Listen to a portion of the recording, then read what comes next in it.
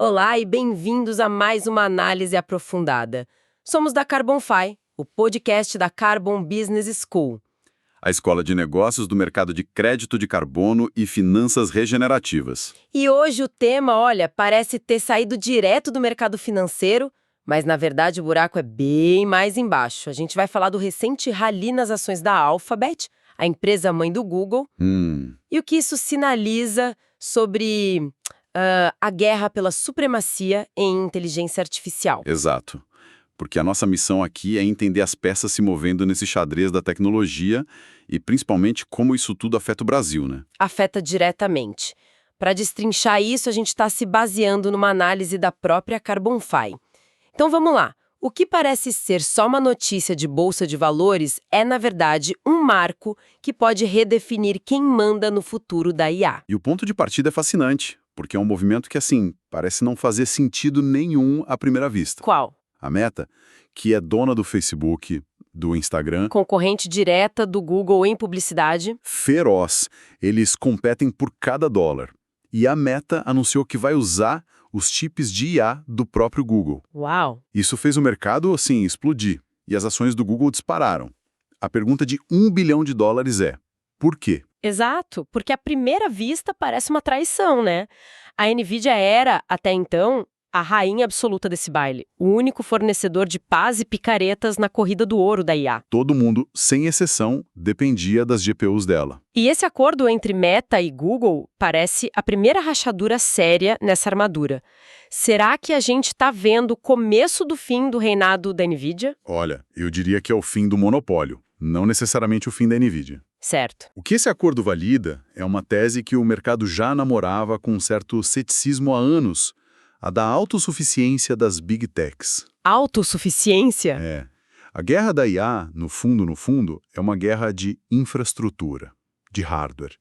E significa gastar rios de dinheiro no que a gente chama de CAPEX, as despesas de capital. A NVIDIA dominou a primeira onda de forma brilhante. Virou um gargalo indispensável. E como todo gargalo, eles começaram a cobrar um pedágio bem salgado. O que a análise da CarbonFi chama de imposto em NVIDIA, né? Exato. Mas o interessante é que esse imposto não era só financeiro. Era um imposto de inovação também, não era? As empresas ficavam meio que presas à arquitetura da NVIDIA. Perfeito, você tocou no ponto central. Se você quisesse fazer algo diferente, otimizado para o seu software específico, não tinha muita opção. Ficava refém, totalmente. E aí chegou o momento em que os maiores clientes da NVIDIA, Google, Amazon, Meta, Microsoft, olharam para as contas, para os seus planos de longo prazo e falaram: chega. Não dá mais. Não dá mais. Continuar pagando esse imposto e, mais importante, deixar o futuro do seu principal negócio na mão de um único fornecedor se tornou estrategicamente inviável. Foi aí que eles começaram a investir bilhões. Secretamente no início. Quase secretamente, para desenvolver seus próprios chips. E é aí que entram essas siglas que estão virando o novo vocabulário do Vale do Silício. Os TPUs do Google, as Tensor Processing Units. E os chips MTIA da Meta. Exato. Por anos, esses projetos foram vistos quase como, sei lá, projetos de vaidade, caríssimos. E com pouca chance de competir com a máquina de pesquisa e desenvolvimento da NVIDIA. Só que este acordo prova que a aposta do Google, em particular, deu muito, mas muito certo. Deu mais do que certo. Demonstra que os TPUs atingiram um nível de maturidade, de escala e de desempenho que os torna não apenas bons para o próprio Google, mas atraentes para um rival direto. Exatamente. Atraentes o suficiente para que um rival como a Meta decida usá-los. É uma validação pública espetacular. A Meta está basicamente dizendo para o mercado: olha, existe uma alternativa viável à NVIDIA. E ela mora dentro do nosso maior concorrente, é isso. O que me parece, assim, completamente maluco nessa história toda é a dinâmica. A Meta, que briga com o Google por cada centavo de atenção do usuário de verba de publicidade, ela bateu na porta do inimigo para pedir um componente crítico da sua infraestrutura. Isso diz muito, né? Diz que a corrida se tornou uma questão de sobrevivência. E as regras normais de competição foram, suspensas. Totalmente. A análise que a gente usa aponta duas consequências imediatas disso. A primeira, como a gente já falou, É a solidificação de um duopólio. Um duopólio. De um lado, a NVIDIA, que ainda é muito forte, com seu ecossistema de software, o CUDA, que é um fosso competitivo gigantesco. Certo. Do outro, um novo bloco de poder. Os hyperscalers, as gigantes da nuvem, com seus chips customizados. Então, a nuvem do Google, o GCP, agora não vai só te oferecer uma máquina com chip NVIDIA. Ela vai te oferecer uma com o TPU do próprio Google. E provavelmente com um preço mais agressivo. E para certas tarefas de IA com um desempenho superior. Eles estão verticalizando a cadeia inteira. Exatamente. E isso nos leva à segunda consequência, a arbitragem de custo. A arbitragem de custo. Por que a Meta faria isso? A resposta mais óbvia é preço. É muito provável que o Google esteja oferecendo seus TPUs por um custo bem menor do que a NVIDIA cobra por GPUs equivalentes. Entendi. A Meta está, na essência, usando a rivalidade entre os fornecedores para baixar o próprio custo. É um movimento clássico de supply chain, de cadeia de suprimentos, só que aplicado ao ativo mais estratégico do planeta hoje. Mas será que é só custo? Ou a Meta também está admitindo, meio que implicitamente, que os TPUs do Google, que foram desenhados desde o dia 1 para IA, Sim. são simplesmente melhores porque eles precisam fazer do que as GPUs da NVIDIA, que são de propósito mais geral? Essa é uma pergunta excelente e a resposta provavelmente é os dois. O hardware especializado quase sempre vence o hardware de propósito geral em tarefas específicas. O Google teve o luxo de poder desenhar o chip, o software e os modelos de IA em conjunto, sabe? Numa sintonia fina. Que a NVIDIA não consegue replicar. Não consegue, porque ela precisa atender milhares de clientes diferentes. Para Meta, que roda modelos de recomendação e linguagem em escala planetária, uma eficiência de, 10, 15% em performance por watch Se traduz em bilhões de dólares de economia. por ano. É gigantesco. Faz todo sentido.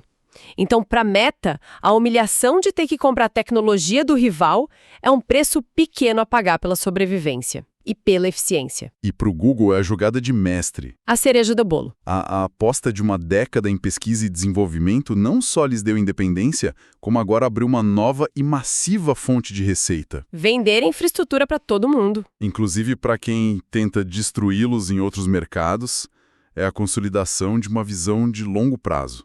E o mercado entendeu o recado. O mercado de ações não reagiu só a um contrato.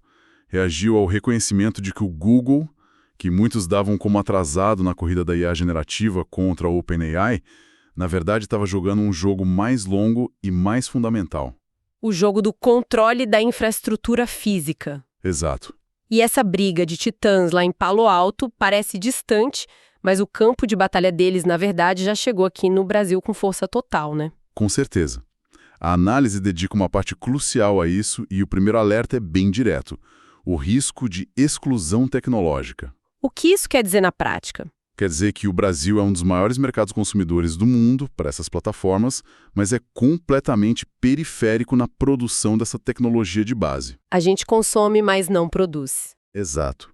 E com o domínio crescente de chips proprietários, como os TPUs, a infraestrutura de data center que Google, Meta e Amazon vão construir e expandir no nosso território, ela vai ser baseada num hardware que é, na sua essência, uma caixa preta. Uma caixa preta no sentido de que ninguém aqui sabe exatamente como funciona, como é otimizada, quais são seus custos reais ou suas vulnerabilidades. Ninguém. Um desenvolvedor brasileiro, uma startup de saúde, uma fintech, vai usar a nuvem do Google e não vai ter a menor ideia de como o hardware por baixo está operando. Fica totalmente refém do cardápio e dos preços que a Big Tech decide oferecer. A gente se torna um mero locatário. Exato.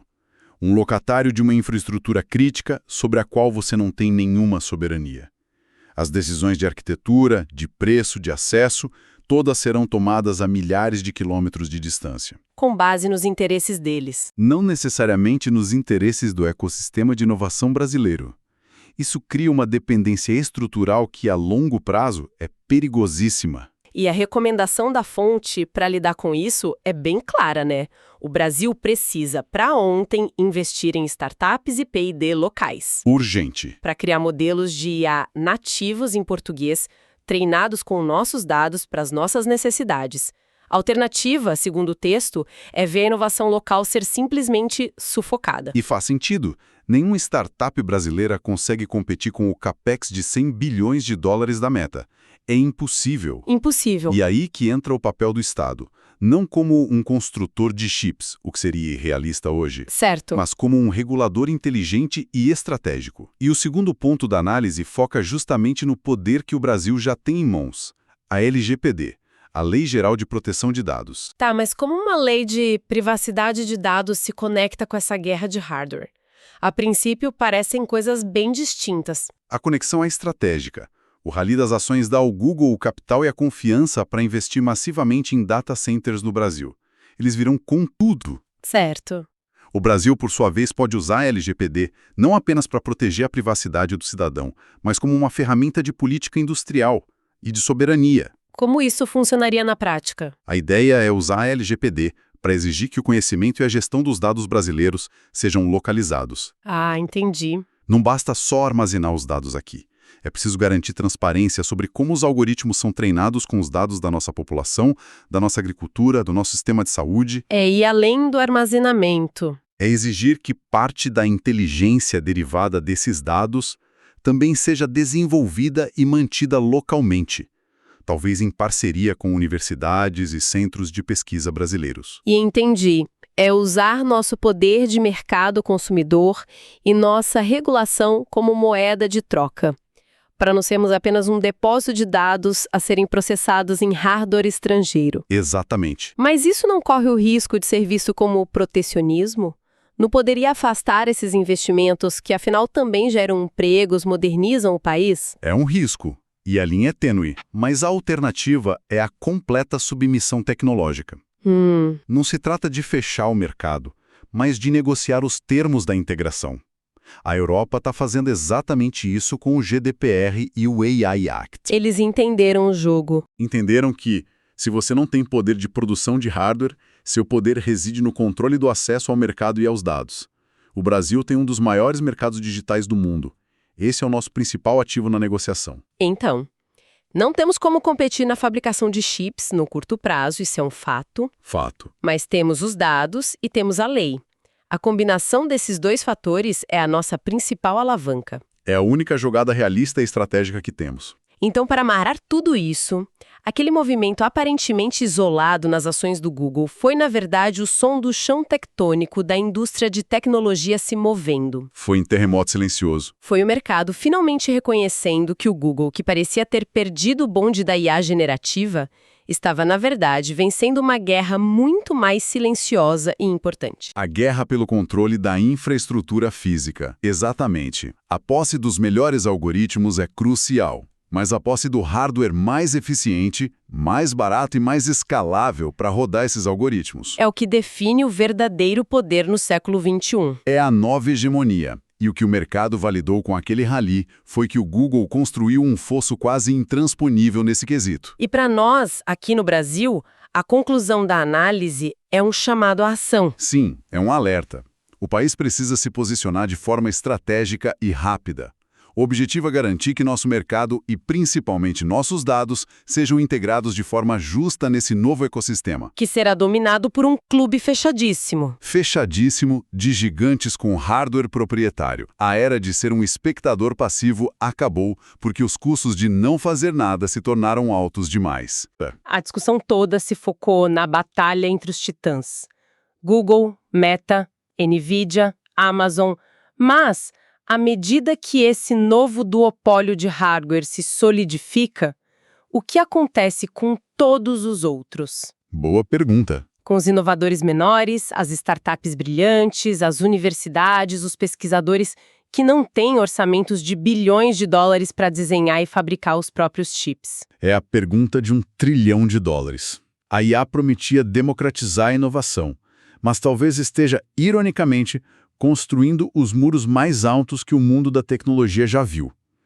A inovação pode se tornar um privilégio exclusivo de quem possui as chaves do reino físico, do silício. É algo para mantermos no radar. Com certeza. E para mais conteúdo sobre o mercado de crédito de carbono, siga a Carbonfy para se manter sempre atualizado.